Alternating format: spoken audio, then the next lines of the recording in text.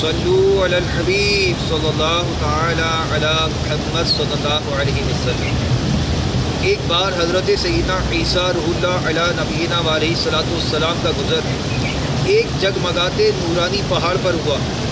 آپ علی نبینا علیہ الصلوۃ والسلام نے بارگاہ خداوندی عز و جل میں عرض کی، یا اللہ عز و جل، اس پہاڑ کو قوت گویائی یعنی بولنے کی طاقت عطا فرما۔ وہ پہاڑ بول پڑا، یا روح اللہ علی نبینا علیہ الصلوۃ والسلام، آپ کیا چاہتے ہیں؟ فرمایا اپنا حال بیان کر۔ پہاڑ بولا، میرے اندر ایک آدمی رہتا ہے۔ حضرت سیدنا عیسیٰ روح اللہ علی نبینا علیہ الصلوۃ والسلام نے بارگاہ الہی عز و جل میں عرض کی، یا اللہ عز و جل، اس کو مجھ پر ظاہر فرما دے۔ یکایک پہاڑ شک ہوا اور اس میں سے چاند سا چہرہ چمکاتے ایک بزرگ برآمد ہوئے۔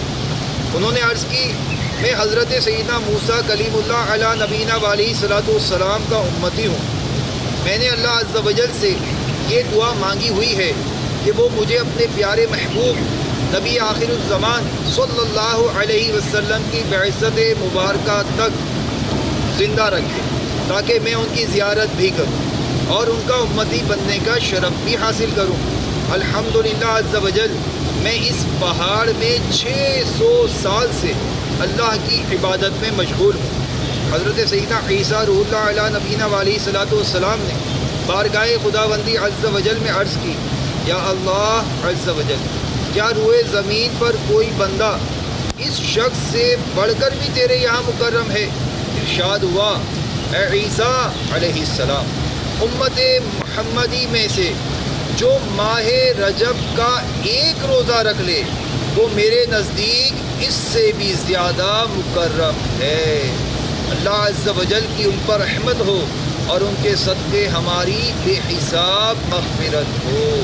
صلو علی الحبیب صلی اللہ تعالی علی محمد۔ صلو علی الحبیب صلی اللہ تعالی علی محمد۔ مجھے اپنی اور ساری دنیا کے لوگوں کی اصلاح کی کوشش کرنی ہے انشاءاللہ۔